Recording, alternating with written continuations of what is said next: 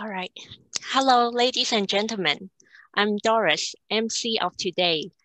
Welcome to the Professional Development Training Webinar Series 2 of the Jockey Club Sports Without Limits Youth Empowerment Program.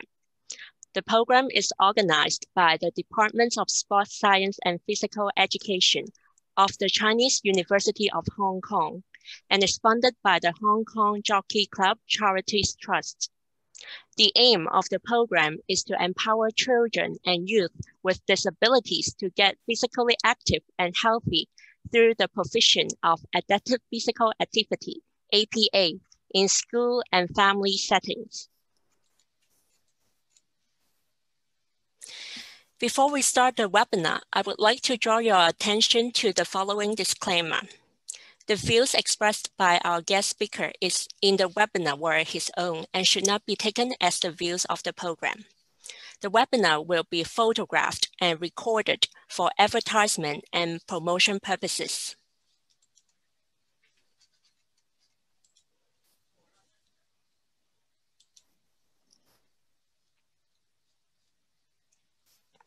The rundown of today's webinar is shown on the screen. Today, Professor Cindy Sitz will serve as our moderator of this webinar. She has rich research experience in APA. I shall now pass the floor to Professor Sitz, the principal investigator of the program. Professor Sitz, please. Thank you, Doris. So you can hear me, right? Good. Okay. So good morning, guests, colleagues, teachers, and practitioners, and good afternoon or good evening to friends in other regions. May I extend my sincere welcome to all of you. We are honored to receive funding from the Hong Kong Jockey Club Charities Trust. With the strong support from Executive Manager of Charities, Ms. Donna Tan, and her team, who are with us today, we designed and implement this Jockey Club Sports Without Limits Youth Empowerment Programs 2 years ago. Since last year, we have organized a series of professional training in a face-to-face or online mode. This August, we had the first webinar series delivered by Mr. Ken Black. Today, we are very pleased to invite Professor Martin Block, who is also a consultant of our program, as a speaker in our second webinar series. Professor Martin Block is a professor in the Department of Kinesiology at the University of Virginia, where he teaches courses in adapted physical education and motor development.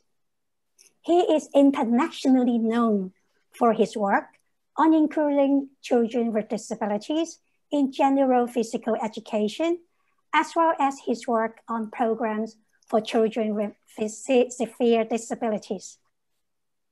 Actually, Professor Block is a past president of the International Federation of Adapted Physical Activity. Martin is my friend, and we have known each other for more than a decade, right? Yeah. Okay, so without any further delay, may we give Professor Block a big hand, please? Okay, Professor Block. Thank you. Thank you, Doris. Thank you, Cindy. I'm very excited to do this webinar. I had a dream of going to Hong Kong and doing it in person, and hopefully in the future, I will be able to visit your beautiful city. I would like to echo Cindy's thanks to the Hong Kong Jockey Club Charities, the Charities Trust, for inviting me and supporting this really wonderful project. So let me give you a little bit of background. I actually taught at a special school. My first job was at a special school for children with disabilities. The youngest children were preschool, so they were 3 years old, and the oldest children were 21. So I had a very wide range of children. In fact, I met my wife at that school. She was a special education teacher, and I was the physical education teacher. She still is a special education teacher. Next slide, please, Doris. And this is what I saw at the special school. And now many of our children with these moderate and severe disabilities are in regular schools, but in a special class away from their peers without disabilities. So this is the type of class we often see. We see a very mixed class of children. So for example, There could be a class where 2 children use wheelchairs because they have cerebral palsy. 2 students may have intellectual disabilities due to Down syndrome. 2 other students may have an unknown reason for having an intellectual disability and they're very physically skilled. And then we have 2 students on the autism spectrum. So again, we have a very broad range, and I use the term heterogeneous, a very wide range of abilities and deficits and challenges when we have this type of a class. And I'm not sure if this is true in Hong Kong, but this is what we often see in the United States. Next slide, please. So that begs the question, what do I do if I'm the physical education teacher working with this type of a class? Well, the traditional model, and I did this when I first taught, was, well, I'm going to teach all the children the same way. They all came together to the gymnasium, to the sports hall as a group. So I'm going to teach all the children the same thing. We're all going to work on physical fitness. We're all going to work on a team sport such as football or basketball. We're all going to work on badminton or table tennis. We're all going to do the same activities the same way with some little modifications, but we all do the same thing. Now, the problem with this traditional model is it really appropriate for all the children who I listed before, some who use wheelchairs, some who have autism, some who have intellectual disabilities, to do the same activities the same way? Next slide, please. And so this is what we see when I go out to different schools in the United States, and I see these special classes being taught by a physical education teacher. And they do the same thing. All the children are expected to do the warm-up the same way. We all run laps. We all do some of the same stretches, and then we all work on a sport together. And then we all end with some type of an activity at the end. It may be playing a game of basketball or a game of football. And so again, I just question whether that's appropriate when I know that the children are so different. And before this seminar or webinar started, I was asking, what was the training like for the physical education teachers who work in the special schools in Hong Kong? In the United States, it's true that we do offer a broader coursework in adapted physical education. In fact, many schools offer master's degrees, like my program, where you get extensive training. But the reality is that most physical education teachers who work in regular schools only have one course in adapted physical education, and it's really a very limited course. And they mostly work with children without disabilities in their schools, but they have this special class and they really don't know what to do. So they just kind of do what they do with their regular class. We're all going to play basketball. We're all going to play football. Next slide, please. So I've developed with some of my students over the years what I like to call an alternative model. This is where I view each child as an individual, even though they came to the class together, even though they might all be the same age. Even if they all have similar diagnoses, I think they're all very individual. And because of this, I treat them that way. And I say, well, some of them should work on football, others basketball, others can work on bowling, and maybe some need to work on fitness. So I think that's the important difference with this alternative model, is think of them as individuals and what is it that they want to work on and what do they need to work on. Next slide, please. So here's, within an activity as well, we have to individualize. So for example, when we do running around the sports hall, some children just can't run. So we have allowed them to walk. Other children can run and run and run. And so we ask them to run very fast for a long period of time. Some children, we ask them to walk a little bit and then run a little bit, walk a little bit and then run a little bit. So we individualize within our warm-ups. With basketball, if we're doing a basketball activity, we allow some children to work on dribbling fast if they're very skilled. Others can just stand in place and practice dribbling and the basic components. If some children can, we can change the speed. Some children can go very fast as they dribble, others can go very slow. So again, we individualize within an activity if all the children or some of the children are doing basketball. Next slide, please. I think I have a video now. Yeah, so here's a video of an example of one of our classes that was in a regular school.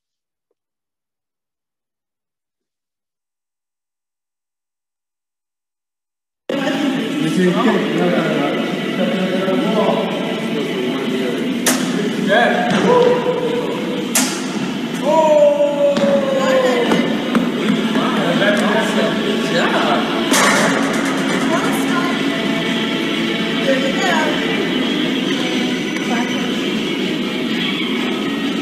Nice for back here.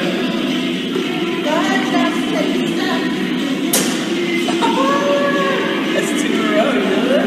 2 in a row. Oh, good step, though.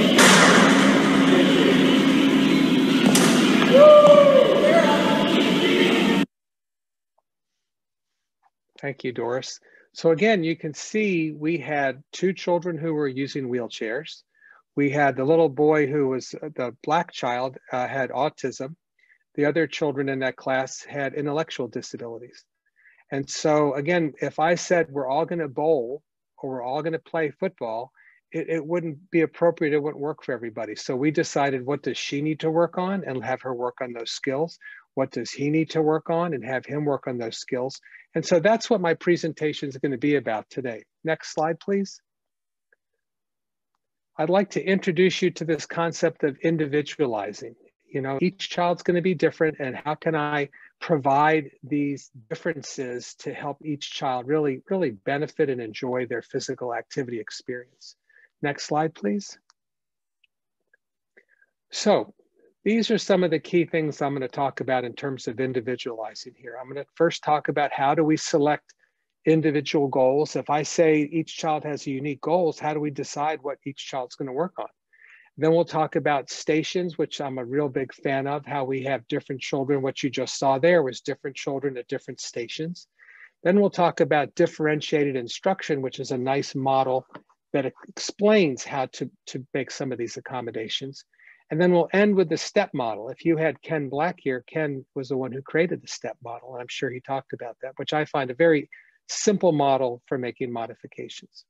So let's begin with selecting individual goals. Okay, next slide, please. So what I have my students do, and with this happened just the other day, we assessed a child. We're not allowed to work with the children in person right now, so we did this virtually. But we had a little boy with autism, and his father was there. We were asking questions like, well, what does your son like to do?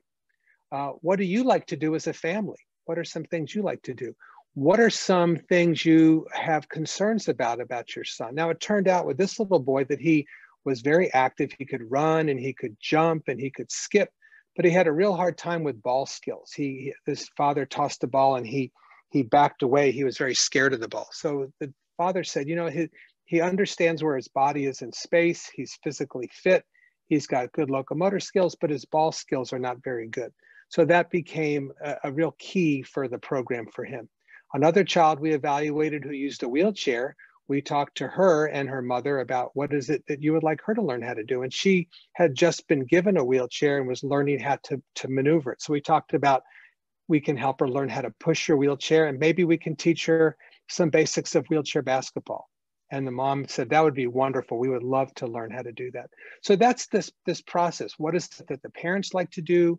What is it the child likes to do? What are some things that may be available in the community? And, you know, what are some things unique for Hong Kong and different parts of the city there that you know, are available that a child might be able to participate in? So those are all things we do. So the next slide, please. You'll see an example here. So here's a mother who said to us, you know, we as a mom and dad, we like to go out and play tennis. We also go to our local fitness club and we exercise 3 times per week. In terms of their child, that they're concerned about that this child with autism is very sedentary. He just sits all day long, and when he does get up and move around, he tires very easily. He also has some issues with eye-hand coordination, and he also doesn't, because of his autism, he likes to be by himself. And so, you know, being in a team sport, we don't think that would be appropriate for him. What does he enjoy doing? He enjoys watching video games and he enjoys walking. So taking all this information together, you know, we thought, well, maybe tennis could be something we can work on because mom and dad like tennis, but the coordination issue may be a challenge. So next slide, please. This is what we came up with. So we decided that we would help him learn how to perhaps go to the exercise club with mom and dad. And when he goes there, he can learn how to set up the stationary bike or set up the treadmill and learn how to walk on that, you know, use all the controls. And at my club where I work out, we have TV screens, so he could actually watch his TV, or You know, the other thing I did today when I was working out, I had my smartphone and I was watching Netflix, one of our local TV shows. So I could watch TV. That way he could watch TV, but he would be exercising at the same time. We also thought that if he can learn to walk in his community, get a little more physically fit, maybe he could get a job as walking the neighbor's dogs. That's something popular here in the United States. I walk my daughter's dog because she's busy working and I have more free time. But you can be a dog walker, or he can learn to walk in the neighborhood or go hiking in trails or things like that. So again, we have this theme of what did the mom and dad do and what is it they feel as a need for the child? And based on that information, we can create a plan. Another parent might say, we love watching football on TV and our son loves to go outside and play football with us, but he really needs help learning how to kick and pass and things like that. And so that's something we can work on. Perhaps he could play Special Olympics football. Another parent may say, you know, our son loves to play badminton, but you know, he loves watching his mom and dad play. He loves watching his sister and brother play, but his skills aren't very good. Can you help him learn how to play badminton? So that's the type of thing we work on, is we think about what is it that you as a family like to do? What is it that we can help you with your son or daughter learn how to do? And that becomes how we create individual goals. All right, next slide, please. So now that we've created some individual goals for our students, and you're going to find that in many cases, the children may actually have similar goals. You know, a lot of the children may enjoy watching football and playing football. Many of the children may enjoy basketball and watching basketball and playing basketball. So you actually may have, you know, many children doing the same things. Here's just an example of a class where we have 8 children. 2 of them enjoy basketball, 2 enjoy walking, 2 enjoy badminton or paddleball, and then 2 enjoy football.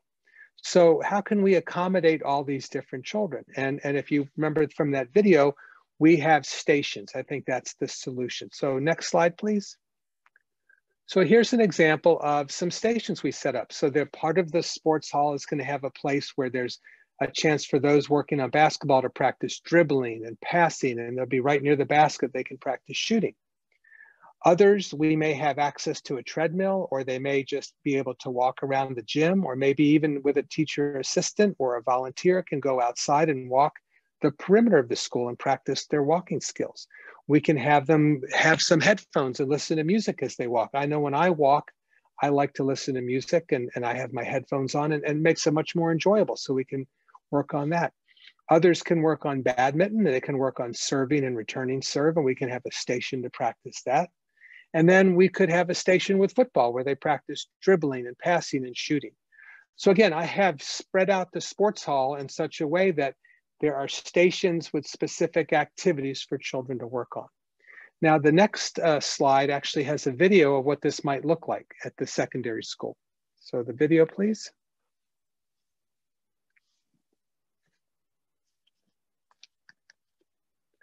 That's what makes you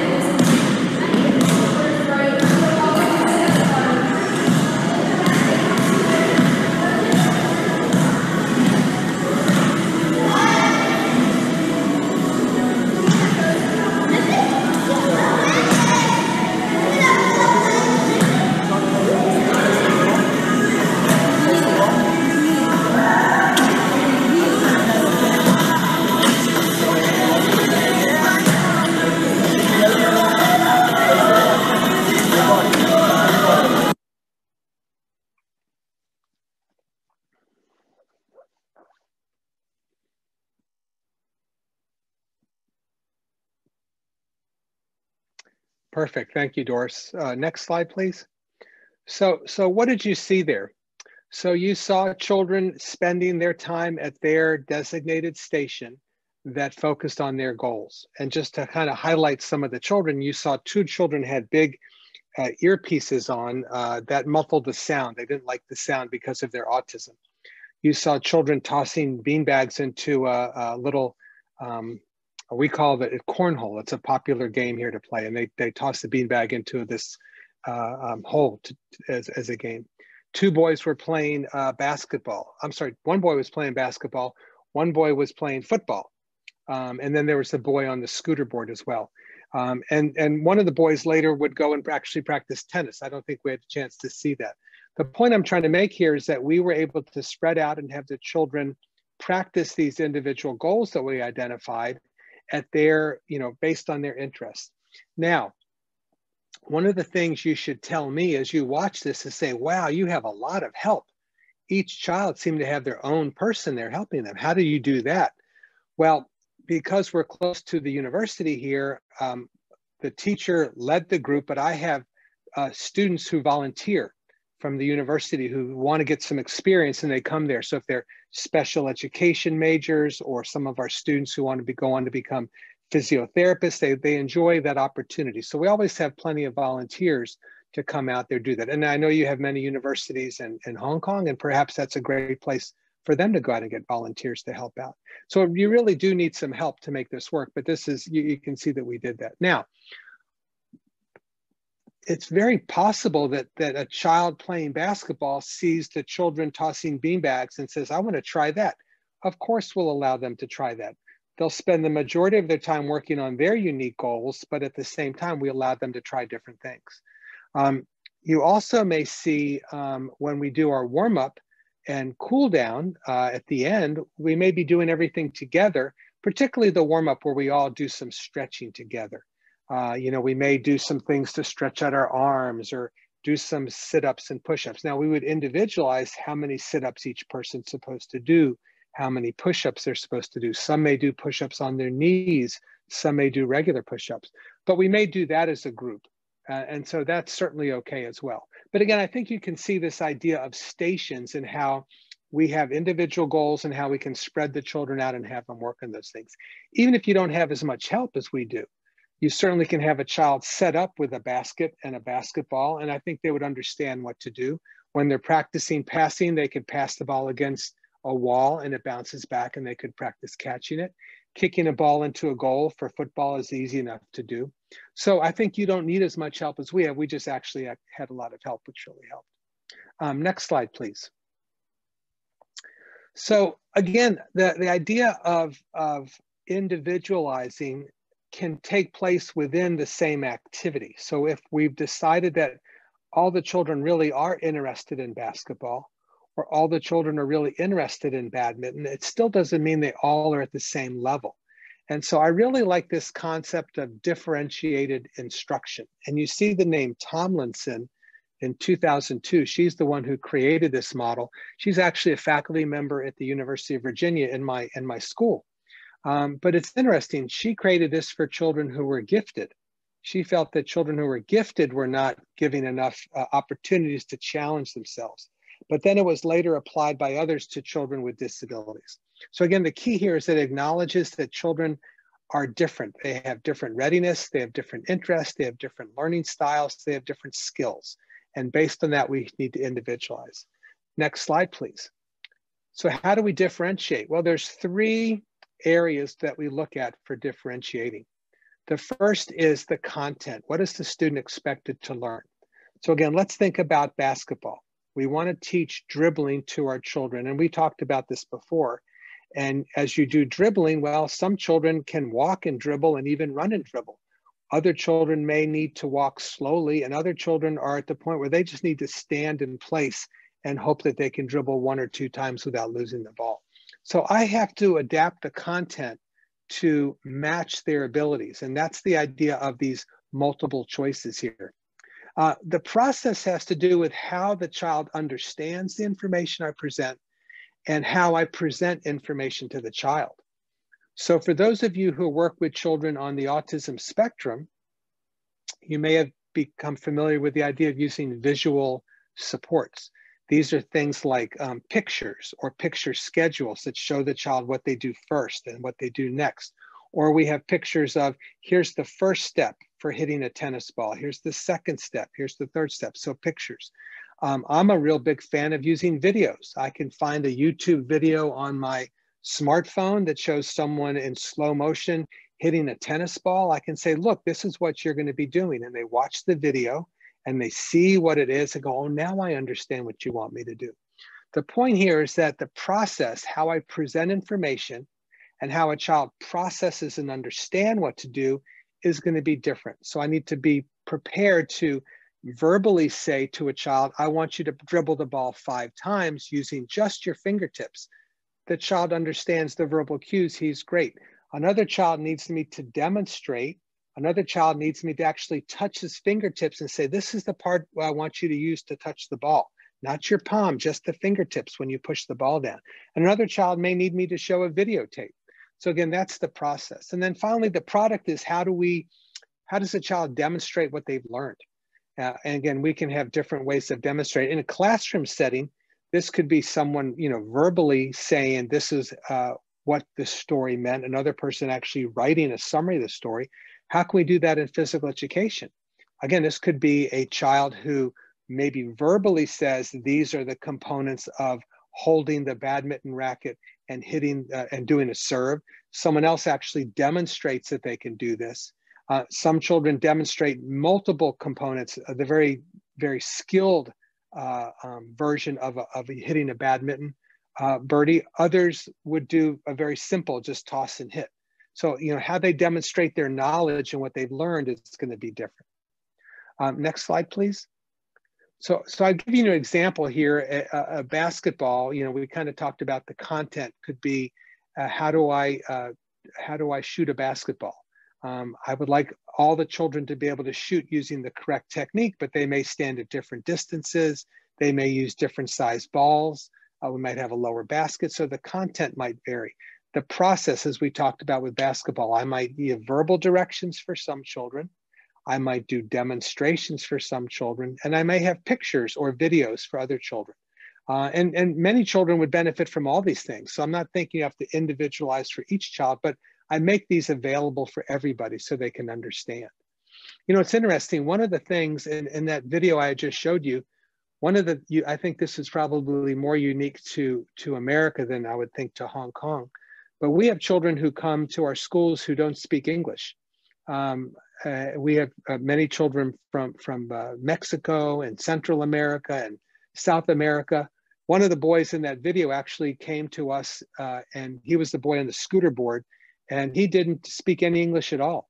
So how does the teacher communicate to this child? This goes back to the process.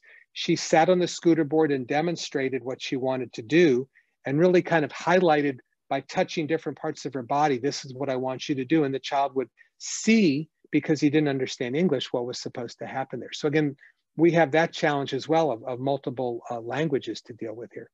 And then again, the product is how you demonstrate that you understand what I wanted you to do. Well, I give you the verbal cue, shoot the ball, and the child shoots the ball. I give them a basket, I show them a video, they shoot the ball. So that's how that product is demonstrated there. All right, next slide, please. So here is, again, expanding on that idea of how do I individualize within an activity? So again, you all are working in a special school. You have a class of children who come down to the sports hall and they're ready to play basketball and you want to practice dribbling. And you know as well as I do from your children that some children, their skill level is such that they really just have to stand there and dribble. While others can walk forward, others can jog. Then I might set up some cones where children can kind of weave in and out as they dribble. The point I'm trying to make here is that I just can't have one activity and expect that to be a perfect match for all the children in my class. Even though they all have the same label and they all may be the same age or close to the same age, each one is going to be a little bit different in their skill level, their cognitive understanding. And so I need to be prepared to make accommodations here. We often start our classes with having the children jog or walk around the perimeter of the sports hall. And again, we have children who are very physically fit, who can run without stopping the whole time. We have other children who can walk a little bit and all they really can do is walk. Some children push their wheelchairs. And then we have some children who are kind of in between that we ask them, can you walk one lap around for say 30 seconds?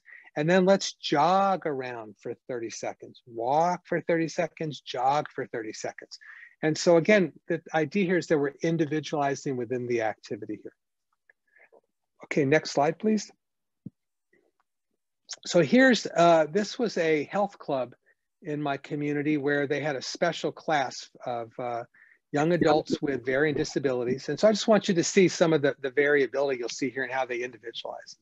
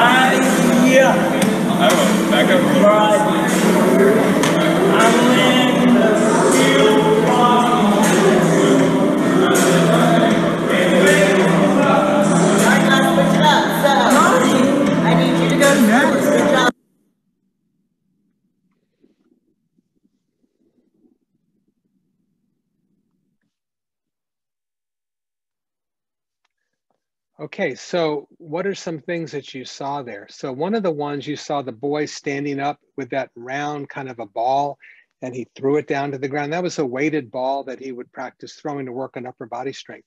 But right next to him was a boy with a physical disability who needed to sit as he did that, and he used a lighter ball. So that's just an example of that idea of individualizing. We're all going to be able to do that activity, but I'm going to individualize within that activity. You saw the girl who was shaking those, I forgot, I think they're called weighted ropes or speed ropes, whatever these are. She was shaking those things. Again, I would have maybe, if I was one child who's not as strong, maybe just use one rope and hold it with two hands. She held two and shook it together. The idea also is to shake them alternating, and that's a harder skill. They're trying to teach you how to do that. So each person who comes to those speed ropes would use a different technique, a different way of doing it to accommodate their unique abilities here.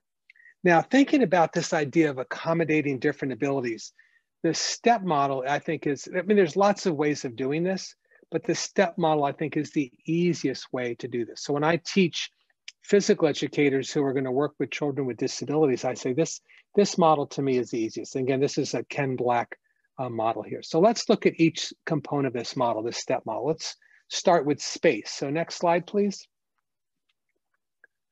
So space has to do with the environment. How can I adjust the environment to make it safe and a successful and a challenging environment for each particular child here?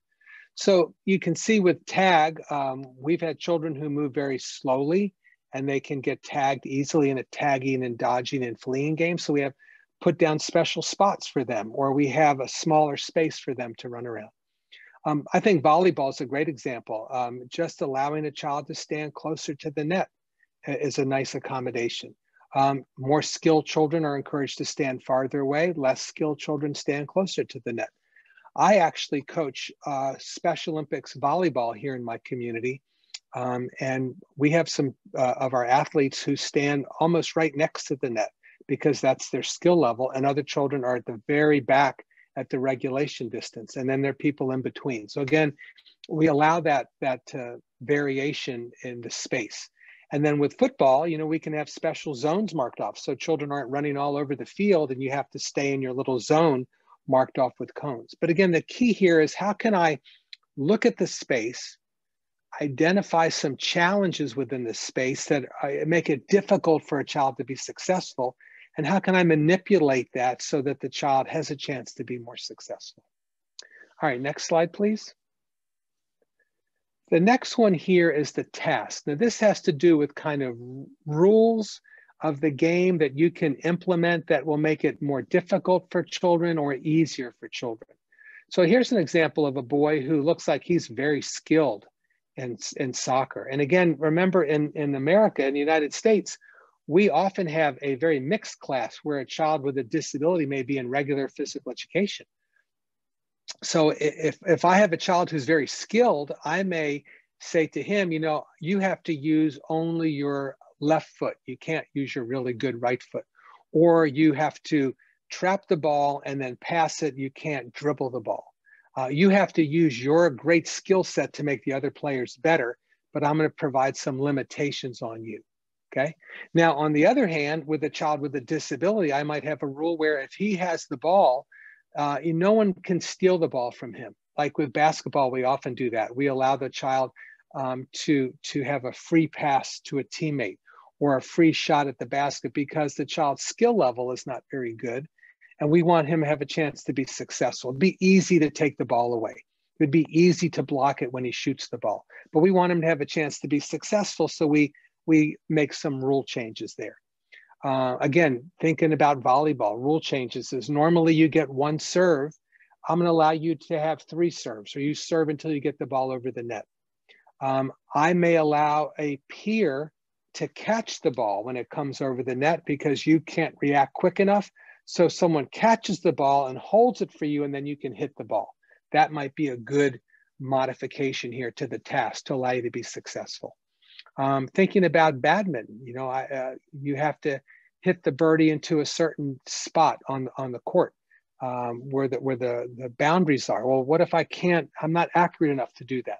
Well, I can expand the boundaries for you. That's more of a space modification there, but you get my point here. So again, the idea here is that I'm going to change the rules. The ball gets served to me.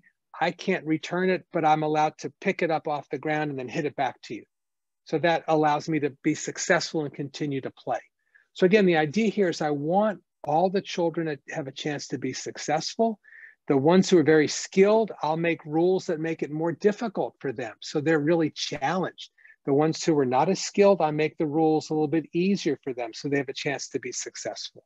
So that's the key with the task. All right, next slide, please. Yeah, so equipment, there's lots of things you can do with equipment. So one of my doctoral students, Sean Healy, and one of his friends, when he did his master's, Jennifer Wong, created this really clever model when we think about equipment. So there's lots of things we can do, but they call them the 6 S's of making modifications. So the simplest thing is the size. You know, when I do my volleyball Special Olympics, we have regulation volleyballs. We have these volleyball trainers, which are probably twice the size of a regulation volleyball, but it has the same feel. And then I have these beach balls, these bright, colorful beach balls that move much slower and allow the child to be more successful. So the size of the equipment, you know, I think about basketballs. You have junior size basketballs, women's size basketballs, regulation size basketballs. If I can find a basketball that's a good match for you, then you have the better chance of being successful. We created a video, in fact, last year where we had a rack of balls for volleyball. They had different size balls, different weight balls, some very large, some very small. And so what happened is in this game of volleyball, when it was your turn to serve, you chose the volleyball you wanted to play with for that 15 seconds or 10 seconds of the game. You got to choose where you stood on the court to serve the ball, and then you served the ball. And for the next 10, 15 seconds, we played with the beach ball, or we played with the regulation volleyball. When the point was over and the other team got the ball, the next person who served got to choose the ball they wanted to use. So again, I love the idea of choices and thinking about equipment here. Some people who have visual impairments, sound could be a real good helper. It could be a helper for some children with autism, or it could be something that hurts a child with autism. They don't like the sound. So can I muffle the sounds of balls, things like that. The surface. Some children have preferences for colors. Some children like certain textures. So again, if I can find things that match their preferences, they're going to have a much more enjoyable experience.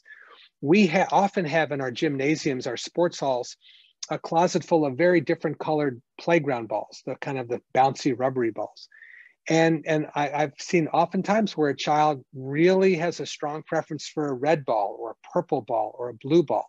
And if the physical education teacher doesn't give them that ball, they get very upset. These are children with autism. And my view is that if that child really wants that colored ball and it's really going to make his experience more successful, give him the red ball, give him the purple ball. So I think that's important. Many of the things we do require speed, and equipment can slow things down to allow a child to be more successful. One of the simplest things to think about is catching. If I'm tossing you a ball to catch, the ball is going to go fairly quickly. I can slow it down by using a scarf that floats in the air, or I can use a balloon. So again, slowing things down can make you more successful. I really like this idea of supported, having a ball stationary on a tee when I'm trying to work on hitting a ball or hitting a tennis ball or hitting a badminton birdie. If it's stationary, or the badminton birdie, it could be suspended from a rope, so it hit it and it swings and I can kind of practice watching it. So this idea of a supported piece of equipment slows it down, keeps it stationary, makes it easier for me to be successful. And then finally, switches is something for children with more significant disabilities, where you touch a switch and it activates something. So that's a little more difficult there. But I think these other ones here, particularly with the speed, the support, and the size, are things you really can manipulate. Next slide, please. Here's a good example. This picture of a boy playing tennis. He has a shorter racket and a lighter racket. And the ball, it's not a regular tennis ball. This is one of those foam balls. So it's about twice the size of a regular tennis ball. And because it's made of foam, it moves much slower. So here we're allowing this child a chance to be successful with a lighter, larger tennis racket and a lighter, larger ball that slows everything down for him. So again, think about volleyball. We talked about some of the different ball sizes. Lowering the net in volleyball, that's a piece of equipment. I can just, we at my Special Olympics volleyball, when one of the athletes who's very unskilled, it's her turn to serve, we just pull the net down so she has a chance to be successful, okay? So again, thinking about things like that. All right, next slide, please. And the last part of the STEP model is P, which is people. So here where, you saw the videos I've shown you where we have a lot of help with volunteers, we also use peer help a lot, peer in the classroom. So if you have a group of children with intellectual disability who come down to your sports hall, and one of the children actually is very skilled, you can actually have him help another child who is less skilled. So again, using that peer-to-peer type of a thing. How do I partner children together? Matching children with similar abilities might be a people thing. How do I group children together? Maybe we have two classes coming down together, and I could create out of these 12, 14, 16 children, one group of very skilled children, one group of less skilled children.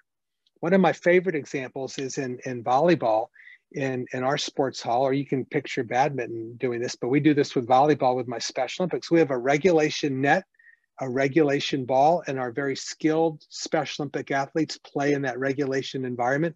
We also have a lower net, almost the size of a tennis net, very low to the ground.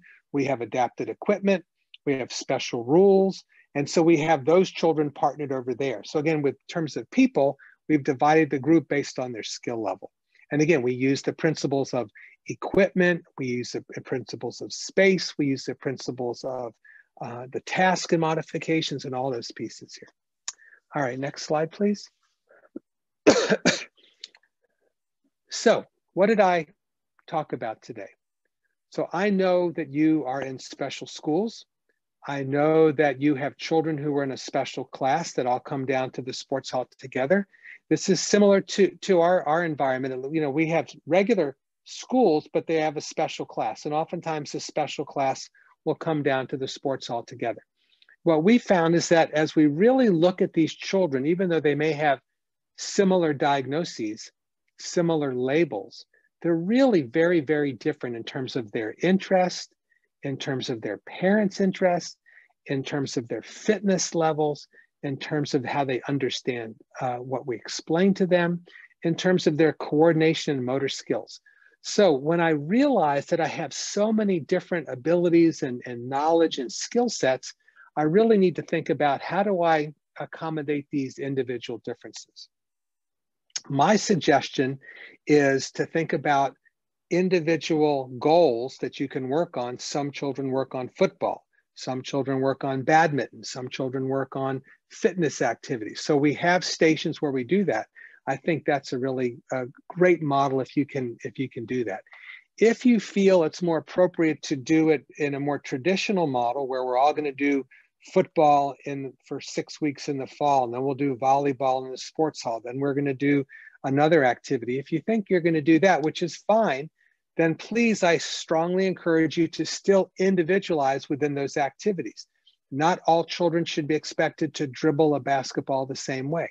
Not all children should be expected to hit a badminton birdie the same way. Not all children should be expected to kick a football the same way. It's going to be individualized. And again, thinking about that step model and how can I think about the space? How can I think about the task? How can I think about the equipment? And how can I think about the people to make those accommodations? So again, I can't emphasize enough that yes, you have a group of children who are all similar in label and diagnoses, but you have to see them as individuals, and how can I accommodate those individual differences? Last slide, please. Yep. Oh, sorry, went the wrong direction. There we go. So this is me and my good friend Tucker, my favorite little dog, who fortunately was downstairs and was not barking. He usually barks when I do my presentations. But thank you for your attention, and I'm happy to answer any of your questions about any things I talked about or anything else I can help you with in adapted physical education. Thank you. Thank you very much, Professor Block. Every time I attend your talk, I learned a lot, really, and I find it very stimulating, very good. So, and now the floor is open for questions. We have about 45 minutes for Q&A. So please feel free to raise your questions like in the chat box in English or Chinese. Even if you type in Chinese, this is okay because we will translate any Chinese questions to English in the chat box. Okay, so please feel free to ask your question. Okay. Okay, I received an email from Venice. Okay, her research focuses on physical literacy assessment. So now we have physical literacy. So thank you for your inspiring idea introducing individualizing and differentiated model for adapted physical education for each child to get involved. And her question is related to the outcome assessment, which is an inevitable issue in teaching PE. So how would we evaluate and compare the outcome of PE if we designed an individualized PE plan for each child? If that, how do PE teachers anticipate the outcome effectiveness or not? So I just read out her question, okay? Yes, thank you. Thank you for that question. And that's a great question. You know, within this model, how do I evaluate if the children are being successful? So let me answer it, just give you an example. Recently, because of the virus here in the United States, we had to shut down our Special Olympics programs. And here in my state in Virginia, they created they called it a fall fitness challenge, fall being our fall season in September, October, November, and a fitness challenge. And so they had things like doing push-ups and jumping jacks and sit-ups and different activities. Now, what they did though is they recorded how well children did at the beginning, and each week they recorded their improvements, and then they saw how they did compared from the beginning to the very end. The point I'm trying to make though is that each child had a unique starting point, and they individualized within the activity. So for example, with push-ups, there were some children who did regular push-ups, you know, with their body off the ground. Others did push-ups modified on their knees. We had some athletes who were very weak upper body who would stand up against a wall and do wall push-ups. So we knew that each person started at a different point, but we saw progress within their unique starting point and how they did the activity here. So again, if I'm doing, let's say we're doing a basketball unit and I'm measuring the success in basketball, I would do a pre-test and see where you are with dribbling a basketball. And one person might be just standing there and they dribble 1 or 2 times and the ball bounces away. Another child is able to jog or run and dribble their ball. So I see where their starting point is. And then I kind of set goals. Okay, well, if you right now can only dribble the ball 1 or 2 times while you're standing in place, my goal for you would be by the end of my unit, I would like you to do that 6 times or 7 times or 8 times. If your starting point is that you can walk forward, I would like to see you jog forward. If your starting point is you can jog forward, I would like to see you do this with your right hand and with your left hand. So again, the way I see this is that we take the child where they are, we record their present level, we set some type of a goal for the end based on where they started from, and then we report how well they did. So I would be thrilled at that child who started out being unable to dribble at all, and now they can bounce the ball 5 times. So even though he's still very unskilled compared to his peers, he's made significant improvement, which makes me feel really good as a teacher, makes his parents feel good that he's improving. And that child who's very skilled, I still have goals for him to get even better where he is. So again, what am I saying here? Pre-test based on their abilities, set reasonable goals based on their abilities, and then kind of mark their progress as they go along. And again, I think you'll find that's a good way to assess different abilities within this individualized model. So I hope that helped. Thank you. So Venice, do you have any follow-up question?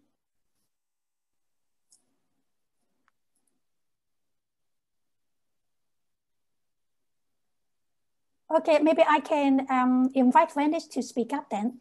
Venice? Oh. Hello, Professor Block. I'm Venus. Yes, I thank you for your answer, and understand it's individualized journey for each different child. I mean, if we want to like employ some intervention for a group of children, how could we not an individualized person? So how could we, maybe in the beginning we compare their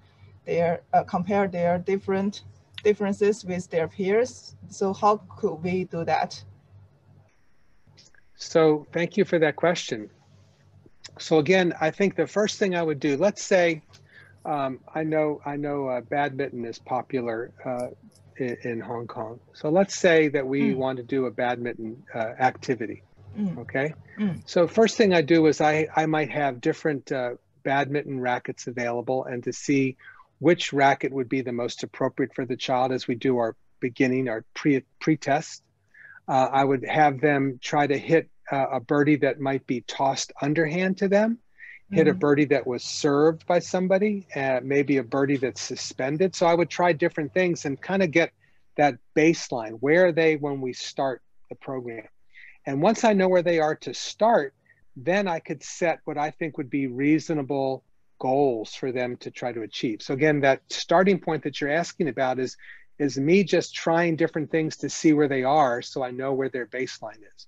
Once I know their baseline, then I can set those individual goals for each child. And again, what I like about this individual model is that even though a child may have very limited skills, if they're making some progress, I'm still feeling very good about me as a teacher, and I'm feeling very good about the progress they made. So if I am a child who right now, the only way I can hit a birdie is with a smaller, shorter badminton racket, and the birdie has to be suspended from a rope, and I hit that.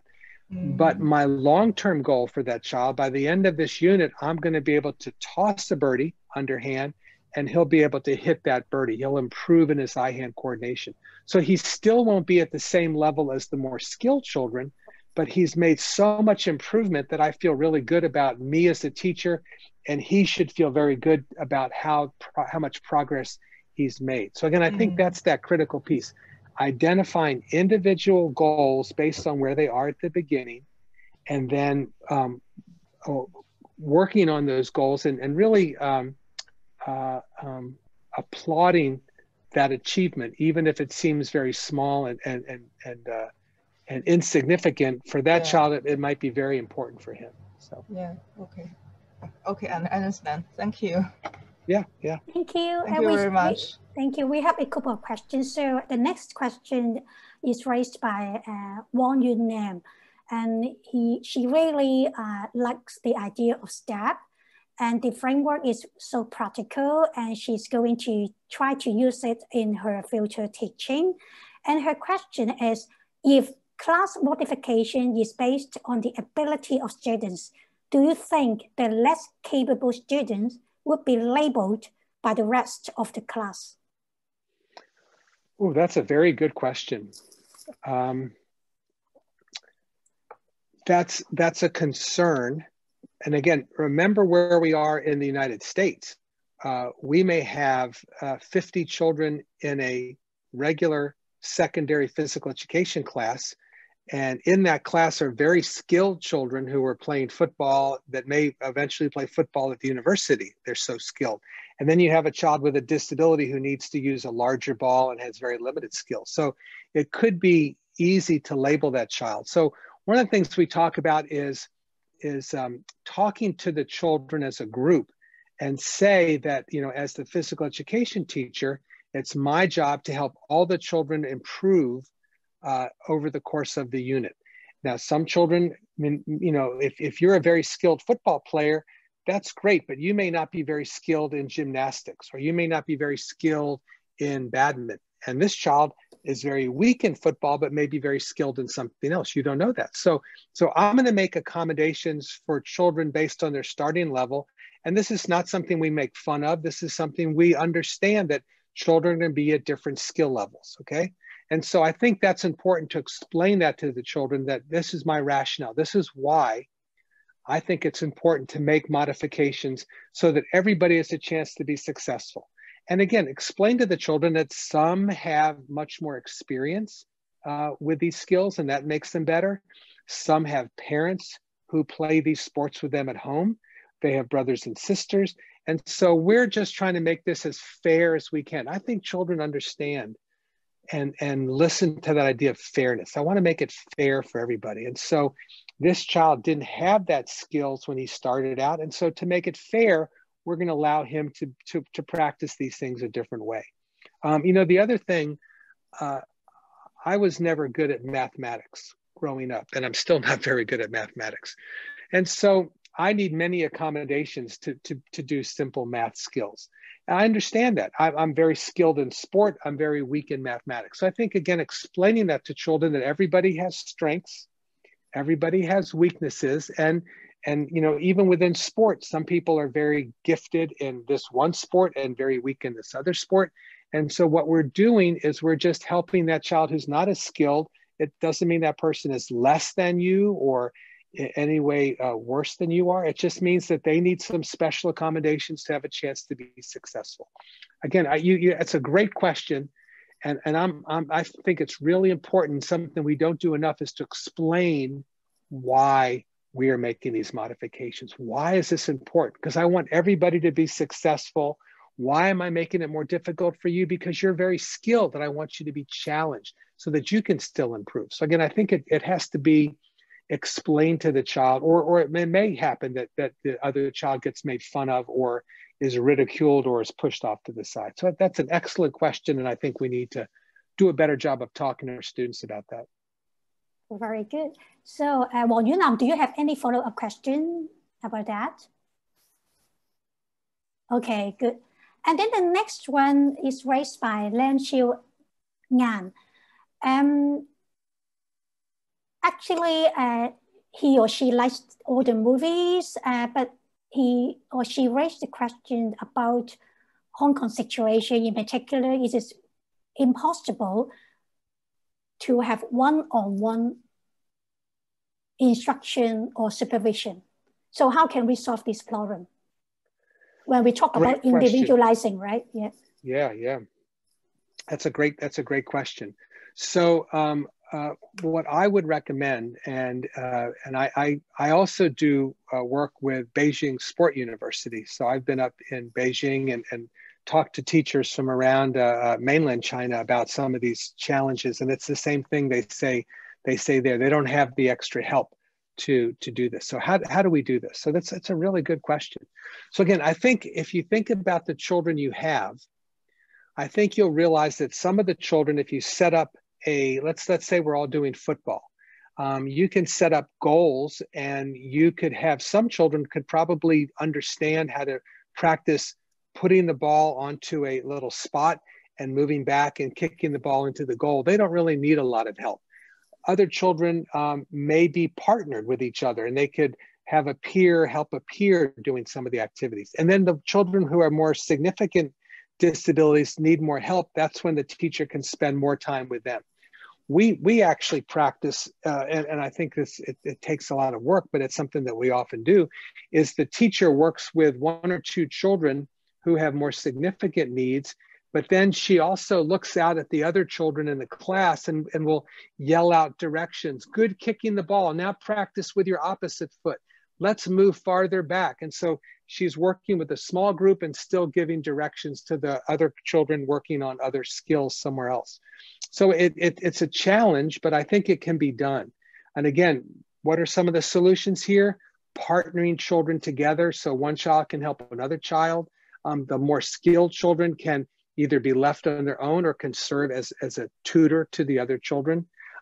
You as a teacher spending time with the children with more significant disabilities, but then also looking across the group and helping the other children in the group.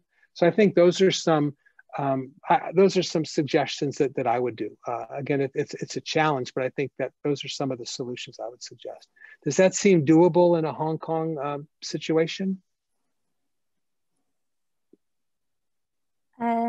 Lam Xiu-An, do you have any thoughts about that?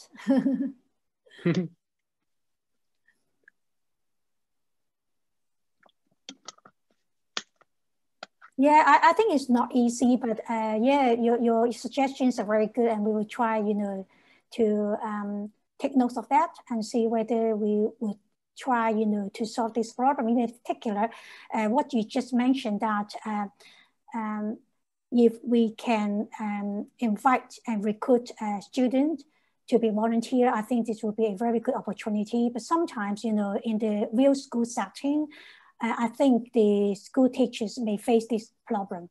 So how can we have this kind of individualized section, something like that? But I think you raised a very good questions and suggestion. Okay, so the next question is raised by Yuan Wen. Okay, she is interested in children with intellectual disabilities, and she would like to know whether you can share the experience, how to use STEP model in this group of children. And then follow-up question is, how do you arrange the stations and instruction for different intellectual disability levels, such as mild, moderate, and severe? Yeah, thank you for that question. So I think the STEP model is really perfect for this population. And also that differentiated instruction. So the first thing that comes to my mind is, how do I present information to children? We're all going to be practicing this skill. We're all going to be practicing badminton. And some of the children with more severe intellectual disability don't understand my verbal cues, and even my demonstration might be difficult for them to understand. So I may actually pull one of those children with me and say, here's how we swing to hit it. Here's how we toss the birdie in the air and then hit the birdie. So maybe physically guiding this child while demonstrating to other children. So again, this idea of differentiating and how do I present information is important. And then going back to the STEP model, the first thing that comes to my mind is space. That S part of it is each person is placed in a different distance from the net based on their skill level. And then when we think about equipment, we have different size rackets for them to use, maybe a balloon that floats so it's easier to track and hit the balloon rather than hitting the birdie. So again, different equipment for different children is a good, I think, a good solution for that. And then, with the rules, I get to try to serve over the net 3 or 4 times, because I'm not as skilled, and I get extra practice trials. That space, I get to be closer to the net as I serve. So I think those are all good possible solutions. I have another video. I didn't have it set up for me, but I have a video where there are children who are all playing badminton here in the United States. There are 2 children who are very skilled, and they're just hitting it back and forth, playing like a regulation game. There are 2 girls who, one girl tosses a birdie to the other girl, and she's just practicing making contact. And then there's a girl, remember we talked about the S of support. There's a birdie that's suspended from a pole, and she's standing there, and it's standing right there for her, so it's easier for her to hit it. And that's where she is in this process. So we have all these children of different levels and different abilities, but they're all being accommodated at their ability level. They all are challenged so that they're enjoying the activity, but they're also all successful. So again, that step model, again, thinking about badminton, I'm using the space, allowing them to stand closer or farther to the net. I'm thinking about the equipment, lighter balloon, a suspended birdie. I'm using a shorter racket. I'm thinking about the task and letting them serve multiple times. Lowering the net is a good thing. And then, with the person, I can have more physical assistance is needed here. So I think those are some of the key things I would think with the step model. And it's something that we see very often here in the United States, where we have the same special class, but there are children with relatively mild intellectual disability and children with very severe intellectual disability, and they're all together, and they all come down to the sports hall together, and it's a real challenge to accommodate them. So I understand what you're saying there, but I think if you really think about each component of the step model, it really is a perfect way to accommodate those differences. And again, think to yourself, how can I use the components of the step model? And I use the terms successful and challenged. I want you to be successful, but I still want this to be challenging for you. So if you're skilled, I don't need to give you a balloon. I'm going to give you a regulation birdie. If you're skilled, I'm going to give you a regulation racket and have you stand at the regulation distance and try to serve over the net. If you're less skilled, then we can use lighter equipment. We can have you stand closer. We can give you more turns. It's still challenging for you, but then you have a chance of being successful. Everybody, I think that success and challenge and balancing that, I think, is very important there. Thank you. That's a good question. Thank you. So any follow-up question, Yuan? Any other? Is that okay? No question. Thank you so much, Professor Block. Yes, good. You're welcome. Okay, and then the next one is raised by Sigma, and she has a question about children with autism. If we have Asperger's students and Kinesiology students in one class, and we modify the task with Asperger's students by asking them to dribble with the left foot, we reduce their chance of success. How can we eliminate the possibility of disappointment? So that's another great question. And I have some experience. We have many children with autism in our community here. We have a special school for children with autism. And we also have children with Asperger's syndrome who are very high functioning. I think if you have some experience with this, one of the challenges is that many of these children understand the rules of a game and they understand how to do things correctly. And they get very upset when you make modifications to a rule when they say, that's not how the rule is. So Cindy, is baseball popular in Hong Kong? Do people understand the rules of baseball? No. No, okay. Okay. Let me think of another example here. Let's say basketball. We know basketball. So, in basketball, if I bounce the ball and then I stop and pick the ball up and I start to bounce again, that's illegal. I can't do that. Or I can't walk with the ball without dribbling. That's called traveling. And so children with Asperger's, they're very smart and they may understand that these are the rules of the game. And so my experience, and I've seen this with some children, is we say, this is a physical education class, and I'm gonna make modifications so people can be successful. And so I'm gonna allow this person to pick up their ball and walk with it, and I'm not gonna call a penalty, a foul against them, an infraction. And I've had children yell at me saying, no, the rule is you have to dribble the ball, you can't pick it up. That's against the rules. And I know that. So the point I'm trying to make here is that children with Asperger's, there's two challenges there. One is that they're very rule bound. They know the rules and they want to follow the rules. But then you make another good point, is that you want to give them some challenges that's going to make it more difficult for them. And they may get frustrated when they're not successful. And I've seen that as well. So again, I think that's kind of that balancing act, and how much. Let me give an example here. So let's say I have this child shooting a basketball, and I'm saying, you know what I'd like you to do is I would like you to stand farther away from the basket. And the child shoots the ball and he gets very frustrated because he can't make a basket. When he was very close, he was very successful. But we move him farther away, he gets very frustrated. I say, I know you're getting frustrated, and I understand that, but this is getting you better. Okay, the more you practice, the better you're going to get, and eventually you're going to learn how to do this. So let's do this. Let's shoot the ball from a close place, and if you make a basket, we're going to take one step back. And if you make it from there, we're going to take one more step back. So we'll gradually make it harder and harder for you. And if you miss, that's okay. Then we'll take one step forward, and we'll go to an easier place again. So we're going to continue to go back and forward, back and forward. I'm going to challenge you to serve a volleyball from the regulation distance. I know that's hard for you, but I'm going to challenge you to do that. And I know you're going to get frustrated. And if you get frustrated, that's okay. We can move closer. But I want you to be challenged so that you can get better. So again, I think, again, that's an explanation. The children with Asperger's are very bright. They understand why you're doing these things. So I want you to get better. I want you to be able to play by the regulation rules, so eventually you can play with your friends out in the community. So you're going to get frustrated, and that's okay. What we'll do is we'll move you closer. You know, if a regulation basketball proves to be too heavy for you, let's try it a little bit. If you get frustrated, just ask me. We'll give you a smaller basketball.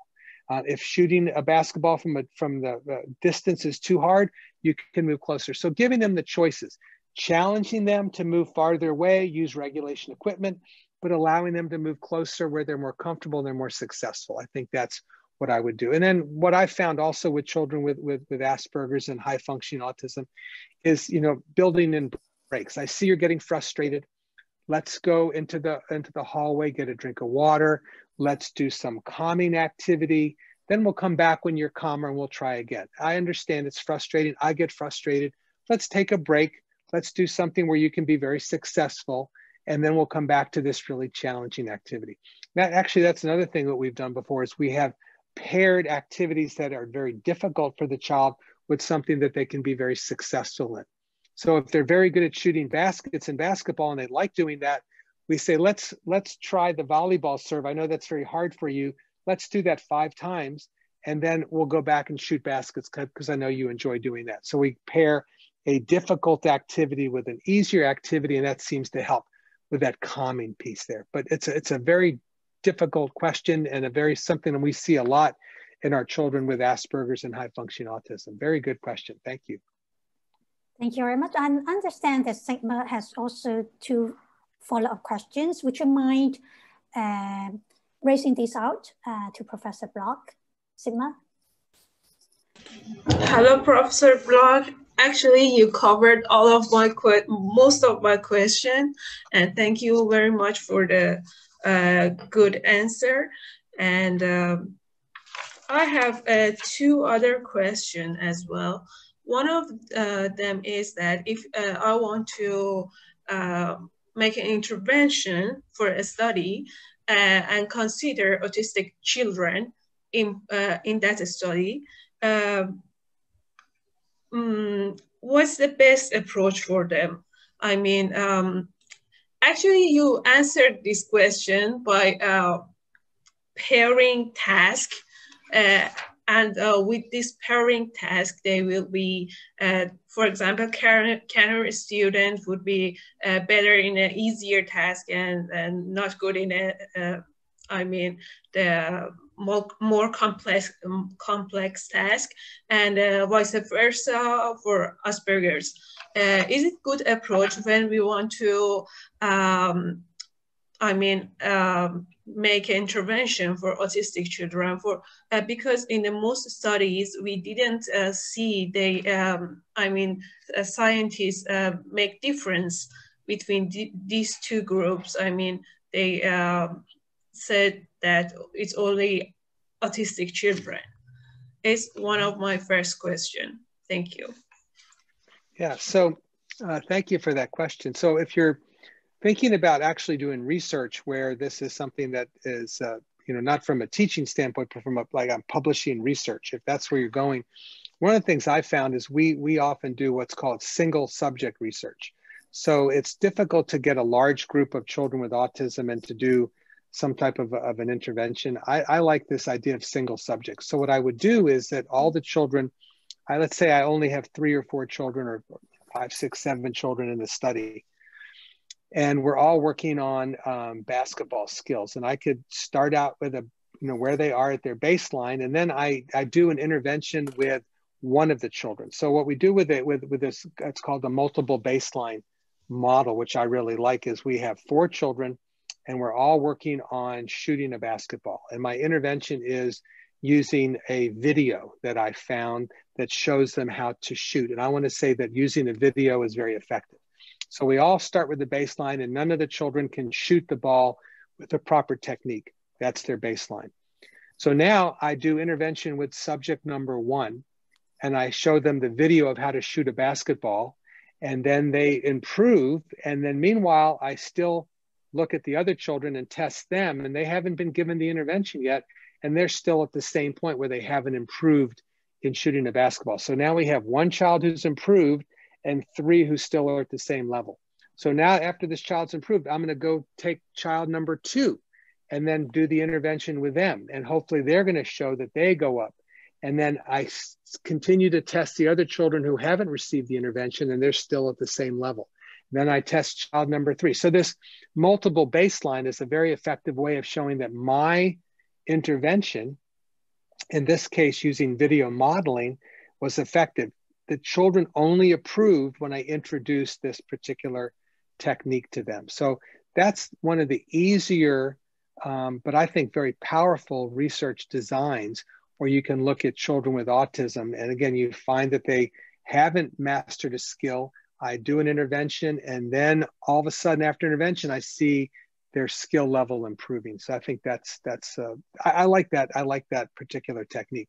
If you want to do a larger group study, certainly you can randomly assign groups to one group gets video modeling and one group gets regular instruction. And then you can kind of compare them at their baseline and then compare them after the intervention, and then you can have a larger group sample. So that's a good model as well. If you have, let's say you're at a whole special school and you have 50 or 75 or 100 children with autism, randomly assigning them, you get this special intervention, you don't get the intervention, and then kind of see how the improvement goes. That's another popular model. But I like the single subject. To me, that's the easiest to do. So hopefully that answered your question.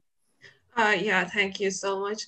And I have another question because it's, I love this subject. Thank you so much, Professor Seeds, for conducting this webinar. The last question is, for modifying the environment and obey the principle of diversity in a class, which one is better? Alternating the one task, or using various tasks for example, autistic children? So I think, I think the answer is both. I think within one task, I need to make alterations to make sure the child is successful.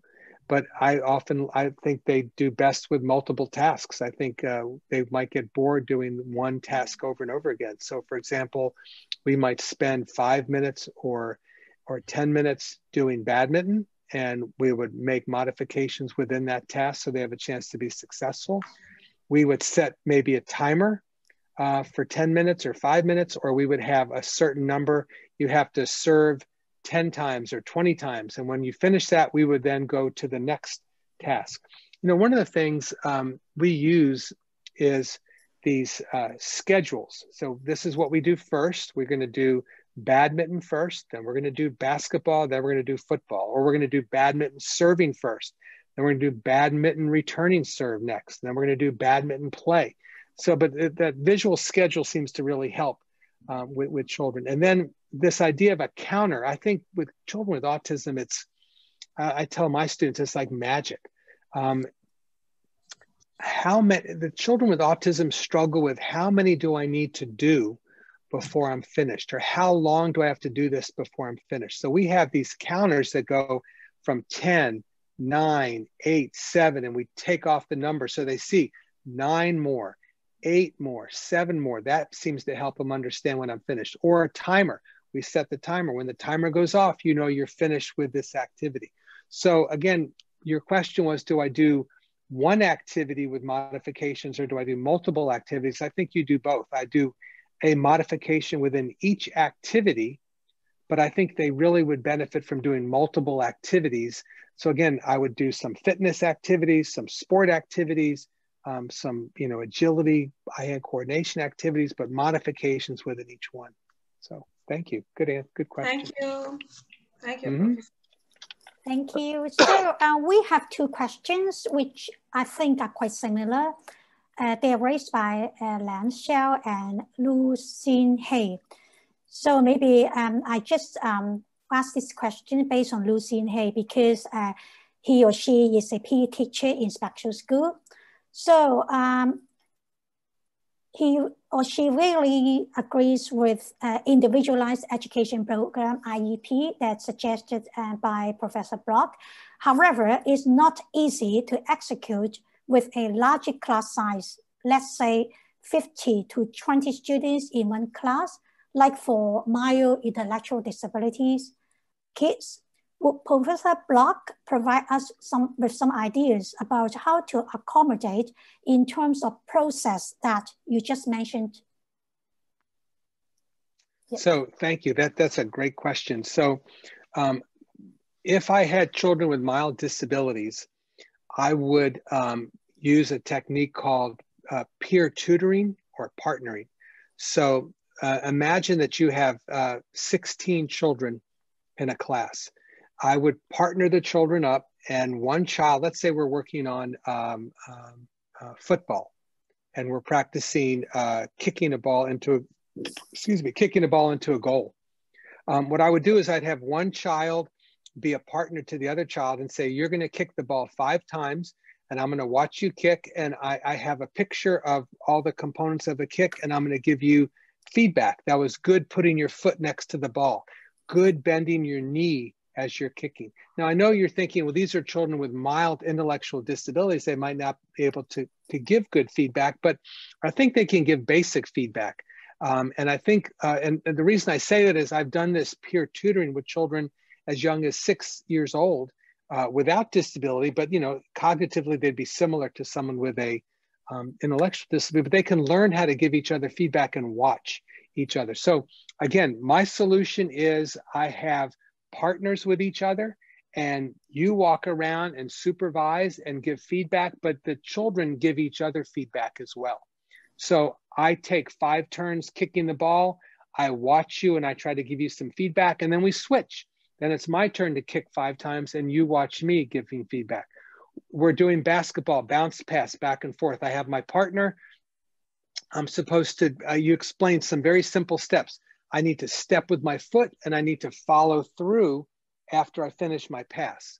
All right, so make sure your partner is following through. Do you see the back of their hands together? Do you see their fingertips? Have they stepped with their opposite foot? If you see those things, then say, good, you were stepping with your foot. Good, you were pushing with your hands. So giving those types of feedback, I think you can teach your children with mild intellectual disability to be partners with each other. So that's one solution. I think also with 16, I can do 4 groups of 4 or 3 groups of 5 group children together, and put them in groups. And again, we can all have one task that they work on, and I can go around and try to supervise, but you can encourage them to help each other. I think you're always going to find that there are some children, usually multiple children in a class that size, who can give feedback, who can help each other, help their partners to do those things. So again, I think it's empowering to these children to say, I would like you to be the leader of this group and help these other children in this group. Or I would like you to help your partner improve in this particular skill. So I think if you make the task simple, if you have visual guides there with pictures of what they're supposed to be doing, if you empower children to be like almost like a teacher assistant and help a peer, I think that would work really well when you have children with mild intellectual disability. I think from my experience, I think that would be very effective. So that'd be my suggestions. Okay, very good. So Lucy, hey, do you have any further questions? Yes, thank you. Thank you, Professor Block. Yes, I've wondered, and the buddy system is a great practice in the class, and I think it's very useful in my lesson. And I'm curious to know, would you suggest we use the buddy system into students with similar levels or different levels in terms of their abilities? Yeah. You know, I think it's a really good question. I think there's benefits to both. I think if you have children of similar abilities, you know, the positives there is that they really are at the same level and they can kind of see where each other are. But I like the idea of partnering where you have one skilled child and one less skilled child, and really that partnering where 2 things happen. One is that skilled child really can be provide a good demonstration of what the pattern should look like. So if I'm doing a volleyball serve and I'm very skilled, I could really give a good demonstration to that less skilled child. So I think that partnering has positive things. And then also, you know, when you partner those different levels there, if I'm very skilled, I can give good feedback to that child who's less skilled because I know the game.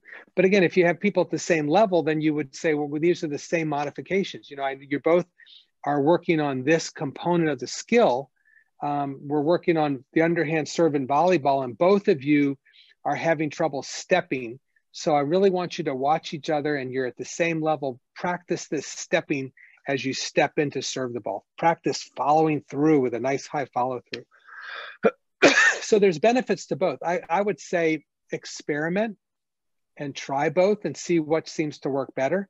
I've also seen it where you have 2 people who were really good friends be partners, and that works really well. And I've also seen people who were friends not work very well. So I think it's a matter of trying. It's kind of trial and error. You know, I'm going to try this and see if it works best with you being partners, or that might not work very well, so I'm going to switch partners. I think it's just experimenting. There are benefits to both. I think you just have to try each one. So is that okay, Ms. Lu? Thank you so much. Thank you, Professor Block, and thank you, Professor C. Thank you. Thank you. One last question. Okay. we keep, you know, Professor Block very busy, but it's very good, very interactive. Okay.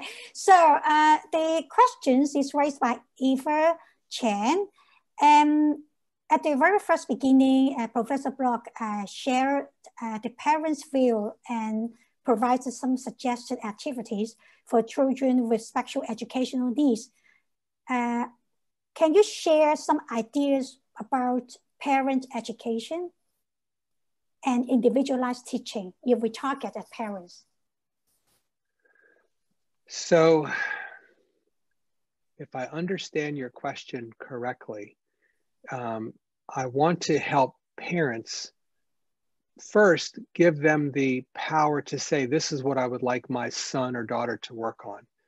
And then secondly, give them the power or empower them to practice with their child as well.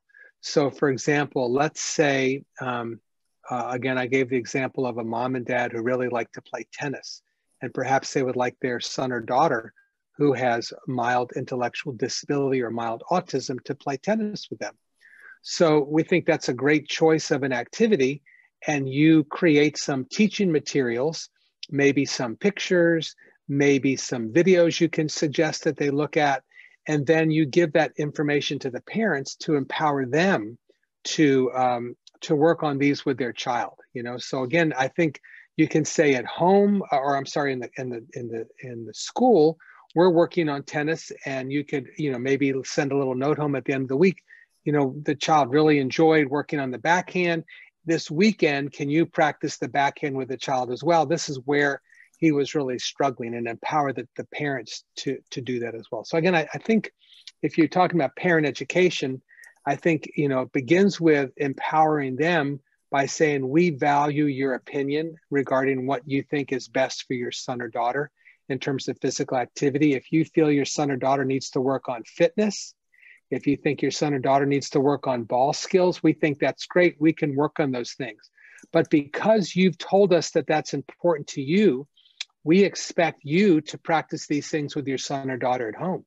So it's kind of a two-way street. I'm valuing you as a parent, saying this is what I'd like you to work on with my son, but I want you to work on it as well. And that's going to help the child improve even more. So now, not only do we work on it at school, but we work on it at home. That's how I'm really going to get better at this particular activity. So I hope that answered your question, but that's the two pieces of it is valuing the parent's opinion and saying, yes, I agree, we can work on those things because it's important to you.